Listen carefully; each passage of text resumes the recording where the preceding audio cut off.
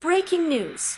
In a shocking turn of events, 26-year-old Luigi Mangione has been arrested for the murder of Brian Thompson, a high-ranking executive from United Healthcare.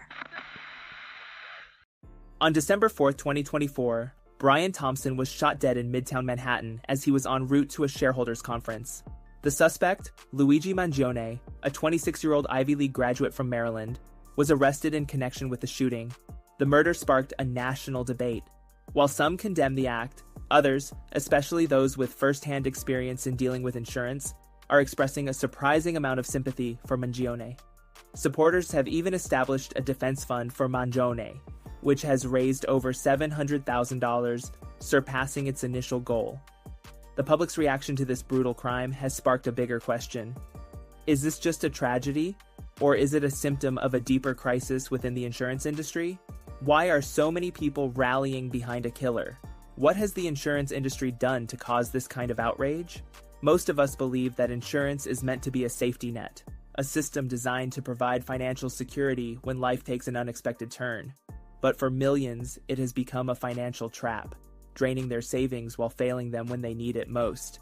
Let's take a look at the tactics used by insurance companies that have led to widespread anger and, in some cases, even violence. First, let's talk about outrageous premium hikes. Every year, insurance premiums rise, sometimes dramatically, leaving policyholders with no choice but to pay more or drop their coverage altogether.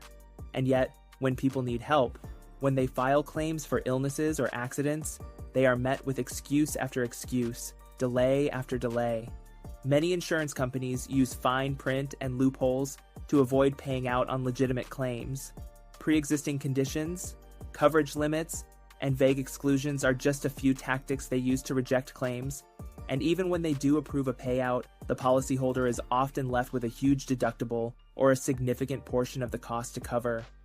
Can you imagine, in one of the richest and most powerful countries in the world, the United States, millions of people cannot afford health insurance.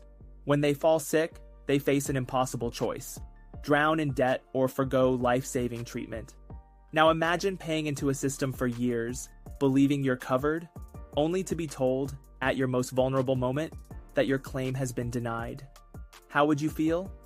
This is the reality for too many. Insurance companies aren't just rejecting claims, they're profiting off your pain and suffering, and they're doing it with little regard for the consequences. As the cost of healthcare rises, so do the premiums, while insurance companies rake in billions in profit. The anger isn't just about the money. It's about the broken promises. People feel betrayed. They trusted the system to take care of them, but instead, it's become a game where the house always wins. So, what's behind this? Why do these companies get away with it? The answer is simple. They're too big, too powerful, and their influence is too widespread. But here's where things get even darker. You might be wondering, how can an industry this corrupt get away with it for so long? Well, it's not just about greed and profit, it's about power. A power that's tied to the highest levels of government. The executives, senior managers, and major shareholders of the largest insurance companies are often directly connected to government officials. Some have held key political positions. Others are powerful lobbyists influencing laws that benefit the insurance industry while hurting the public. Look at the biggest health insurance companies in the US. They maintain close relationships with lawmakers who have the power to regulate them. These companies pour millions into political campaigns, and in return, they receive favorable policies that protect their profits at the expense of the people. It goes deeper than that.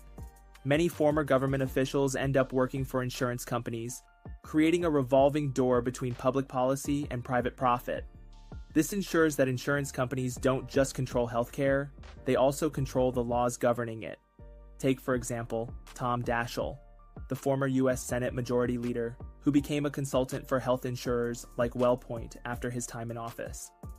Or consider the case of Karen Ignagni, the former insurance lobbyist who later became the president of America's health insurance plans, influencing major healthcare policies from behind the scenes. Then there's the influence of Aetna and other insurance giants, where former government officials often land cushy positions after leaving office. This revolving door between the insurance industry and government only perpetuates a system where profits are prioritized over people.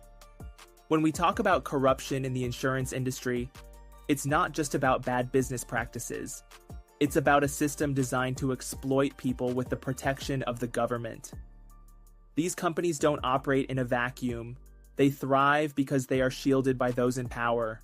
The case of Luigi Mangione and the killing of Brian Thompson is a tragic example of how frustration with the system can boil over.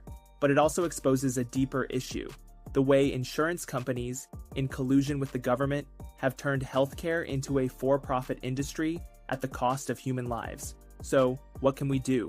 Isn't it time to hold both insurance companies and government officials accountable? Isn't it time to fight for a system that serves the people instead of exploiting them? Or should we remain silent and accept this as normal? Let me know your thoughts in the comments. And if you believe in this cause, don't forget to subscribe, like, and share. Together, we can fight for a system that truly serves the people. Until next time, stay safe, stay conscious.